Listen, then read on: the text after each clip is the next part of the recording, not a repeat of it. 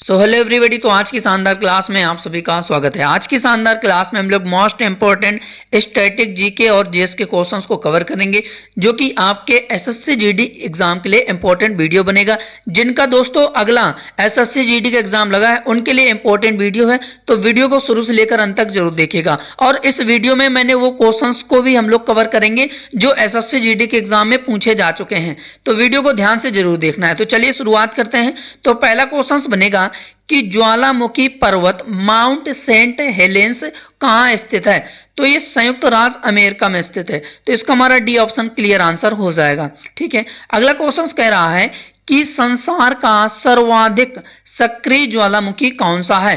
तो किलायू ज्वालामुखी, तो इसका हमारा सी ऑप्शन क्लियर आंसर हो जाएगा।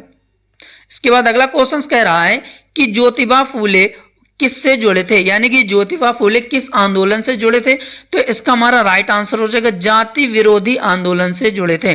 अभी एसएससी जीडी के एग्जाम में क्वेश्चंस पूछा गया था ज्योतिबा फूले से रिलेटेड कि ये किस संस्था के संस्थापक थे। क्वेश्चन से ये पूछा गया था, तो इसका राइट आंसर था ज्योतिबा फूले, जो कि सत्य शोधक संस्था की इन्होंने स्थापना की थी। ठीक है, सत्य शोधक संस्था की इन्होंने स्थापना की थी, तो ये आपको याद रखना है। तो जाहिर सी बात है कि इससे रिलेटेड क्वेश्चंस एग्जाम में जरूर पूछे जाएंगे, क्योंकि ऑलरेडी एसएससी जीडी के एग्जाम में क्वेश्चंस पूछा जा चुका है ज्योतिबा फूले से रिलेटेड, तो याद रखना है। अगला क्वेश्चन कह रहा है कि शिक्षा के अधिकार को मौलिक अधिकारों में शामिल किया गया था। तो किस संविधान संशोधन के अधिनियम के तहत शिक्षा के अधिकार को मौलिक अधिकारों में शामिल किया गया था। तो इसका हमारा राइट आंसर हो जाएगा दोस्तों, यानी कि तो 86वां संविधान संशोधन सन 2002 को शिक्षा के अधिकार को मौलिक अधिकारों में शामिल किया गया था। तो सी ऑप्शन हमारा इसका क्लियर आंसर हो जाएगा। अगला क्वेश्चन कह रहा है कि 1987 में जब औरंगजेब ने गोलकुंडा किले पर अधिकार किया था, तब उस समय गोलकुंडा का शासक कौन था। तो कौन था शासक, तो राइट आंसर हो जाएगा अबुल हसन कुतुब शाह थे। तो इसका हमारा ए ऑप्शन क्लियर आंसर हो जाएगा। ठीक है, और इसके बाद तो चलिए अगला क्वेश्चन बनेगा। अगला क्वेश्चन बनेगा कि निम्नलिखित में से कौन किताब ए नौरस नामक पुस्तक का लेखक था। तो कौन था, तो इसका हमारा राइट आंसर हो जाएगा इब्राहिम आदिल शाह द्वितीय, जो कि किताब ए नौरस नामक पुस्तक के लेखक थे। तो ए ऑप्शन हमारा इसका क्लियर आंसर हो जाएगा। इसके बाद अगला क्वेश्चन कह रहा है कि सिक्किम जो है वो भारत में विलय किसने किया था। तो सिक्किम को भारत में विलय किसने किया था, तो लॉर्ड डलहौजी ने किया था। तो इसका हमारा सी ऑप्शन क्लियर आंसर हो जाएगा। अगला क्वेश्चन कह रहा है कि माउंट न्यूमेन निम्नलिखित में से किस खनिज के लिए प्रसिद्ध है। तो किस खनिज के लिए प्रसिद्ध है, तो लौह अयस्क के लिए। तो इसका हमारा सी ऑप्शन क्लियर आंसर हो जाएगा। और इसके बाद अगला क्वेश्चन कह रहा है कि 1857 के विद्रोह में बरेली उत्तर प्रदेश में क्रांति का नेता कौन था। तो कौन था, तो राइट आंसर हो जाएगा खान बहादुर खान। तो इसका हमारा बी ऑप्शन क्लियर आंसर हो जाएगा। इसके बाद अगला क्वेश्चन कह रहा है कि कॉमनवेल्थ गेम्स का आयोजन कितने वर्ष में आयोजित किया जाता है। तो कितने वर्षों में आयोजित किया जाता है कॉमनवेल्थ गेम्स का आयोजन, तो राइट आंसर हो जाएगा 4 वर्षों में। तो इसका हमारा बी ऑप्शन क्लियर आंसर हो जाएगा। ठीक है, अब इसके बाद क्वेश्चन कह रहा है कि कॉमनवेल्थ गेम्स 2022 का आयोजन कहां पर हुआ था। तो कहां पर हुआ था, तो इसका राइट आंसर हो जाएगा हमारा, यानी कि इंग्लैंड के बर्मिंघम में हुआ था। तो ए ऑप्शन हमारा इसका क्लियर आंसर हो जाएगा। अगला क्वेश्चन कह रहा है कि कॉमनवेल्थ गेम्स 2022 खेलों का कौन सा संस्करण था जो कि 2022 में आयोजन किया गया था। तो कौन सा संस्करण था, तो राइट आंसर हो जाएगा 22वां संस्करण था। तो इसका हमारा बी ऑप्शन है, जो कि क्लियर आंसर हो जाएगा। अब अगला क्वेश्चन कह रहा है कि जो कॉमनवेल्थ गेम्स है जिसका 2022 में आयोजन किया गया था, तो उसका आदर्श वाक्य यानी कि मोटो क्या था। राइट आंसर हो जाएगा sport is just the beginning. तो ए ऑप्शन हमारा इसका क्लियर आंसर हो जाएगा। अब अगला क्वेश्चन कह रहा है कि कॉमनवेल्थ गेम्स 2026 का आयोजन कहां पर किया जाएगा। तो कहां पर किया जाएगा, तो राइट आंसर हो जाएगा ऑस्ट्रेलिया के विक्टोरिया में। तो इसका हमारा बी ऑप्शन जो है वो क्लियर आंसर हो जाएगा। इसके बाद अगला क्वेश्चन कह रहा है कि जो कॉमनवेल्थ गेम्स 2022 में आयोजन किया गया था, इसमें भारत पदक तालिका में किस स्थान पर रहा था। तो चौथे स्थान पर रहा था। तो इसका हमारा डी ऑप्शन क्लियर आंसर हो जाएगा। ठीक है, और इसकी मैंने लिस्ट भी लगा रखी है कि कौन सा देश किस स्थान पर रहा है। तो चौथे स्थान पर भारत रहा है, जिन्होंने 22 गोल्ड मेडल, 16 सिल्वर मेडल और 23 ब्रॉन्ज मेडल, यानी कि टोटल 61 मेडल इन्होंने यानी कि भारत ने जीते थे। ऑस्ट्रेलिया इसमें पहले स्थान पर रहा है, जिसमें से कि 67 gold medal, 57 silver medal, bronze medal की बात करें तो 54, ठीक है, यानी कि टोटल 178 मेडल इन्होंने जीता है। और इसके बाद इंग्लैंड ने 57 गोल्ड मेडल जीते हैं, 66 सिल्वर मेडल जीते हैं और 53 ब्रॉन्ज मेडल जीते हैं, टोटल यानी कि 176 मेडल इन्होंने जीता है, ठीक है। और कनाडा की बात करें तो 26 गोल्ड मेडल जीता है, 32 सिल्वर मेडल, 34 ब्रॉन्ज मेडल और टोटल हो गया इनके यानी कि 92 यानी कि 92 टोटल मेडल इन्होंने जीते हैं। और इसके बाद न्यूजीलैंड की अगर हम लोग बात करें तो 20 गोल्ड मेडल इन्होंने जीता है और 12 जो है ये सिल्वर मेडल इन्होंने अपने नाम किया है और 17 ब्रॉन्ज मेडल इन्होंने अपने नाम किया, यानी कि टोटल 49 मेडल इन्होंने अपने नाम किया है। इसके बाद क्वेश्चंस कह रहा है कि कॉमनवेल्थ गेम्स 2022 का जो आयोजन किया गया था उसमें भारत ने पहला स्वर्ण पदक किसने जीता था या किसने दिलवाया था भारत को, तो मीराबाई चानू ने दिलवाया था, ठीक है। तो इसका डी ऑप्शन हमारा क्लियर आंसर हो जाएगा। अगर सेशन अच्छा लग रहा हो तो दोस्तों लाइक, कमेंट, शेयर और सब्सक्राइब करने में कतई भी संकोच नहीं करना है, ठीक है। लाइक जरूर कर दीजिएगा सेशन को। तो डी ऑप्शन हमारा इसका क्लियर आंसर हो जाएगा। अगला क्वेश्चन कह रहा है कि वाटरलू का युद्ध किस वर्ष लड़ा गया था, तो 1815 में लड़ा गया था।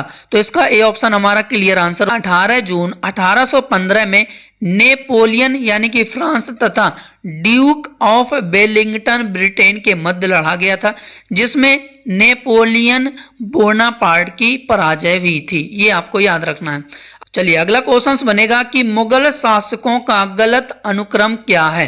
तो ये 4 ऑप्शंस हैं। अब इसमें मुगल वंशों के जो शासक रहे हैं तो क्रम से रहे हैं, तो कौन से इस ऑप्शंस में तो गलत अनुक्रम है, तो राइट आंसर हो जाएगा बी ऑप्शन, अकबर, शाहजहां, जहांगीर, ठीक है। ये सही क्रम नहीं है। अब सही क्रम क्या है, सही क्रम ये है कि बाबर, हुमायूं, अकबर, जहांगीर, शाहजहां और बाद में आता है औरंगजेब। तो ये मुगल शासकों का सही क्रम है। एग्जाम में पूछा जाता है, ऑप्शंस में दे दिया जाता है, क्वेश्चंस में दे देगा कि बताओ मुगल वंशों को सही क्रम में व्यवस्थित करिए। तो आप लोगों को याद करना पड़ेगा कि बाबर, बाबर का बेटा हुमायूं, हुमायूं का बेटा अकबर, अकबर का बेटा जहांगीर, जहांगीर का बेटा शाहजहां, शाहजहां के बाद आता है औरंगजेब। ये इनका सही क्रम है। तो इस तरीके से आपको याद रखना है, ठीक है। अब अगला क्वेश्चन कह रहा है कि कौन दिल्ली का पहला सैयद शासक था। तो कौन दिल्ली का पहला सैयद शासक था, तो राइट आंसर हो जाएगा खिज्र खां। तो इसका हमारा डी ऑप्शन क्लियर आंसर हो जाएगा। अगला क्वेश्चन कह रहा है कि निम्न में से कौन एक प्रसिद्ध कव्वाली गायक या गायिका थी। तो इसका हमारा राइट आंसर हो जाएगा यानी कि ऑप्शन सी नुसरत फतेह अली खान। ये एक कव्वाली गायक थे। तो हमारा इसका सी ऑप्शन क्लियर आंसर हो जाएगा। इसके बाद अगला क्वेश्चन कह रहा है कि केंद्र शासित प्रदेश जम्मू कश्मीर का लोक नृत्य नहीं है। तो कौन सा नहीं है, तो डांगी नहीं है। तो डी ऑप्शन हमारा इसका क्लियर आंसर हो जाएगा। अब डांगी कहाँ का है, तो ये गुजरात का है। यहाँ के रहने वाले डांग जनजाति का एक लोकप्रिय नृत्य है। तो याद रखना है, एग्जाम के लिए इंपॉर्टेंट बनेगा। क्वेश्चंस बनेगा कि भवाई और कालबेलिया लोक नृत्य किस राज्य के हैं। तो किस राज्य के हैं, तो राइट आंसर हो जाएगा राजस्थान के। तो इसका हमारा बी ऑप्शन क्लियर आंसर हो जाएगा। क्वेश्चन कह रहा है कि पंडित बुद्धादित्य मुखर्जी निम्न में से किस संगीतवाद से जुड़े हैं। तो किस संगीतवाद से जुड़े हैं, तो इसका हमारा राइट आंसर हो जाएगा सितार से। तो इसका हमारा बी ऑप्शन क्लियर आंसर हो जाएगा। अगला क्वेश्चन कह रहा है कि निम्नलिखित में से कौन सा राज्य जो कि शास्त्रीय नृत्य से संबंधित नहीं है। इंपॉर्टेंट क्वेश्चन है। तो इसका हमारा राइट आंसर हो जाएगा कि जो कुचिपुड़ी है वो उड़ीसा का नहीं है। अब कुचिपुड़ी कहाँ का है, तो ये आंध्र प्रदेश का है, सभी लोगों को पता होगा। तो यही ऑप्शन है जो कि संबंधित नहीं है या सुमेलित नहीं है, ठीक है। अगला क्वेश्चन कह रहा है कि भवाई किस राज्य का लोक नृत्य है। तो किस राज्य का लोक नृत्य है, तो राइट आंसर हो जाएगा राजस्थान का लोक नृत्य है। तो इसका हमारा डी ऑप्शन क्लियर आंसर हो जाएगा। बाद अगला क्वेश्चन कह रहा है कि किस राज्य में भगोरिया घाट उत्सव मनाया जाता है। तो किस राज्य में भगोरिया घाट उत्सव मनाया जाता है? तो राइट आंसर हो जाएगा मध्य प्रदेश में। तो इसका हमारा डी ऑप्शन क्लियर आंसर हो जाएगा। चलिए अगला क्वेश्चन कह रहा है कि सरहुल त्योहार किस राज्य में मनाया जाता है? तो किस राज्य में सरहुल त्योहार मनाया जाता है? तो ये झारखंड में मनाया जाता है। तो सी ऑप्शन हमारा इसका क्लियर आंसर हो जाएगा। अगला क्वेश्चन कह रहा है कि 1857 में सिपाही विद्रोह के दौरान भारत का गवर्नर जनरल कौन था? तो गवर्नर जनरल कौन था? तो राइट आंसर हो जाएगा लॉर्ड कैनिंग। ठीक है, उस समय। तो इसका हमारा डी ऑप्शन क्लियर आंसर हो जाएगा। क्वेश्चन कह रहा है कि 1916 में लखनऊ समझौता किसके किसके बीच हुआ था? तो किसके किसके बीच हुआ था? तो राइट आंसर हो जाएगा कि भारतीय राष्ट्रीय कांग्रेस और इंडिया मुस्लिम लीग के बीच 1916 का लखनऊ समझौता हुआ था। तो इसका हमारा सी ऑप्शन जो है क्लियर आंसर हो जाएगा। क्वेश्चन बनेगा कि ब्रिटिश अकादमी फिल्म पुरस्कार बाफ्टा पुरस्कार का कौन सा संस्करण जो कि 2022 में आयोजित किया गया था? तो कौन सा संस्करण था जो कि 2022 में आयोजित किया गया था बाफ्टा पुरस्कार का? तो 75वां। तो इसका ए ऑप्शन हमारा क्लियर आंसर हो जाएगा। ठीक है, अब अगला क्वेश्चन कह रहा है कि 2022 बाफ्टा पुरस्कारों में किस फिल्म को सर्वश्रेष्ठ फिल्म का पुरस्कार दिया था या सर्वश्रेष्ठ फिल्म का पुरस्कार जीता था? तो इसका हमारा राइट आंसर हो जाएगा किंग रिचर्ड फिल्म ने। तो ए ऑप्शन हमारा इसका क्लियर आंसर हो जाएगा। चलिए अगला है कि ऑस्कर पुरस्कार किस क्षेत्र में प्रदान किए जाते हैं? राइट आंसर हो जाएगा फिल्म जगत में। तो इसका हमारा बी ऑप्शन है जो कि क्लियर आंसर हो जाएगा। क्वेश्चन कह रहा कि किस वर्ष पहला ऑस्कर पुरस्कार प्रदान किया गया था? तो किस वर्ष ऑस्कर पुरस्कार प्रदान किया गया था? तो 1929 को प्रदान किया गया था। तो इसका हमारा सी ऑप्शन है जो कि क्लियर आंसर हो जाएगा। अगला क्वेश्चन कह रहा है कि भारत का कौन ब्रिटिश वायसराय जो कि 1884 में लागू किए गए इल्बर्ट बिल से संबंधित था? इंपॉर्टेंट क्वेश्चन है। तो राइट आंसर हो जाएगा कि लॉर्ड रिपन। तो इसका हमारा ए ऑप्शन है जो कि क्लियर आंसर हो जाएगा। अब अगला क्वेश्चन कह रहा कि भारत में राज्य विधान पालिकाओं का उच्च सदन कौन सा है? तो उच्च सदन कौन सा है? तो राइट आंसर हो जाएगा विधान पालिका परिषद। तो ए ऑप्शन हमारा क्लियर आंसर हो जाएगा। अब अगला क्वेश्चन कह रहा है कि राज्य विधान परिषद का प्रावधान भारतीय संविधान के किस आर्टिकल में रखा गया है या किस अनुच्छेद में रखा गया है? तो राइट आंसर हो जाएगा आर्टिकल 171 में। तो इसका हमारा जो बी ऑप्शन है वो क्लियर आंसर हो जाएगा। अब अगला क्वेश्चन कह रहा है कि निम्नलिखित में से किसे भंग नहीं किया जा सकता है पर समाप्त जरूर किया जा सकता है? तो इसका हमारा राइट आंसर हो जाएगा विधान परिषद। तो जो डी ऑप्शन है वो हमारा क्लियर आंसर हो जाएगा। और इसके बाद क्वेश्चन कह रहा है अगला कि उच्च न्यायालय के न्यायाधीशों के वेतन और भत्ते दिए जाते हैं। तो किससे दिए जाते हैं? तो राइट आंसर हो जाएगा राज्य की समेकित निधि से। तो जो बी ऑप्शन है इसका हमारा क्लियर आंसर हो जाएगा। बाद अगला क्वेश्चन बनेगा कि जिला न्यायाधीश शब्द संविधान के किस अनुच्छेद में आया है? तो ये आर्टिकल 233 के अंतर्गत है। तो इसका हमारा जो डी ऑप्शन है क्लियर आंसर हो जाएगा। अगला क्वेश्चन कह रहा है कि महाराष्ट्र सरकार ने किसे राज्य के पहले उद्योग रत्न पुरस्कार से सम्मानित किया गया है? करंट अफेयर्स का क्वेश्चन है, ये ऑलरेडी एग्जाम में पूछा जा चुका है। इसका हमारा राइट आंसर हो जाएगा ऑप्शन डी, रतन टाटा को उद्योग रत्न पुरस्कार से सम्मानित किया गया है। और ये एसएससी जीडी के एग्जाम में पूछा गया है, 20 फरवरी को पूछा गया था ये क्वेश्चन। ठीक है, इमेज में भी आप देख पा रहे होंगे, यानी महाराष्ट्र सरकार ने टाटा ग्रुप के मानद चेयरमैन रतन टाटा को राज्य के पहले उद्योग रत्न पुरस्कार से सम्मानित किया है। ठीक है, अगला क्वेश्चन कह रहा है कि जाकिर हुसैन किस वादक से संबंधित है?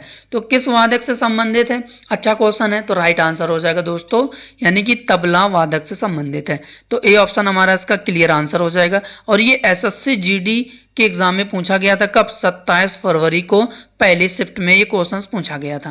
क्वेश्चन कह रहा है कि भारतीय संविधान में अवशिष्ट शक्तियां किस में निहित है या सन्निहित है? तो राइट आंसर हो जाएगा यानी कि संसद में। सभी लोगों को पता होगा। तो डी ऑप्शन जो है हमारा इसका क्लियर आंसर हो जाएगा। क्वेश्चन अगला कह रहा है कि बेल्जियम ग्रांड प्रिक्स 2023 किसने जीता है? तो मैक्स वर्स्टेपन ने जीता है। तो इसका हमारा डी ऑप्शन है जो कि क्लियर आंसर हो जाएगा। और इमेज में भी आप देख पा रहे हैं और इसके बाद ये लिस्ट भी लगा रखी है तो जो कि ऑलरेडी एग्जाम में पूछे जाएंगे इससे क्वेश्चंस। जैसे कि हंगेरियन ग्रैंड प्रिक्स 2023 किसने जीती है, तो मैक्स वर्स्टेपन ने। अधिकतर इसमें मैक्स वर्स्टेपन ही मिलेगा क्योंकि अधिकतर इन्होंने ही तो ग्रैंड प्रिक्स 2023 जीते हैं। जैसे कि ब्रिटिश ग्रैंड प्रिक्स की बात करें तो मैक्स वर्स्टेपन ने जीता है। कनाडाई ग्रैंड प्रिक्स मैक्स वर्स्टेपन के नाम है, ठीक है। स्पेनिश ग्रैंड प्रिक्स 2023 जो कि मैक्स वर्स्टेपन के नाम है, ठीक है। और मोनाको ग्रैंड प्रिक्स ये भी मैक्स वर्स्टेपन के नाम है। और इसके बाद बहरीन ग्रैंड प्रिक्स जो कि मैक्स वर्स्टेपन के नाम है। सऊदी अरब ग्रैंड प्रिक्स ये सर्जियो पेरेज के नाम है, ठीक है। ये विनर है इसमें, ठीक है। एक दो ग्रैंड प्रिक्स ही होंगी जो कि मैक्स वर्स्टेपन ने नहीं जीती, हालांकि काफी जो ग्रैंड प्रिक्स हैं 2023 इन्होंने ही जीती हैं मैक्स वर्स्टेपन ने। और इसके बाद सर्जियो पेरेज ने अजरबैजान ग्रैंड प्रिक्स 2023 जीती है। तो ये आपको याद रखना है, लिस्ट है। इसके बाद अगला क्वेश्चन कह रहा है कि ग्लोबल हंगर इंडेक्स 2023 में भारत किस स्थान पर है। तो भारत किस स्थान पर है, तो इसका हमारा राइट आंसर हो जाएगा यानी कि 111वें स्थान पर है। तो डी ऑप्शन हमारा इसका क्लियर आंसर हो जाएगा, ठीक है। इमेज में भी आप देख पा रहे होंगे कि 125 देशों की रैंकिंग में 111वें स्थान पर है भारत, ये आपको याद रखना है। इसके बाद अगला क्वेश्चन कह रहा है कि फिक्की की स्थापना कब की गई थी। तो 1927 में फिक्की की स्थापना की गई थी। तो बी ऑप्शन हमारा इसका क्लियर आंसर हो जाएगा। और ये एसएससी जीडी के एग्जाम में पूछा जा चुका है।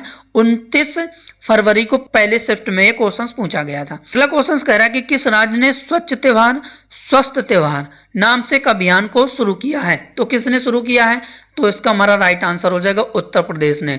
तो सी ऑप्शन हमारा इसका क्लियर आंसर हो जाएगा।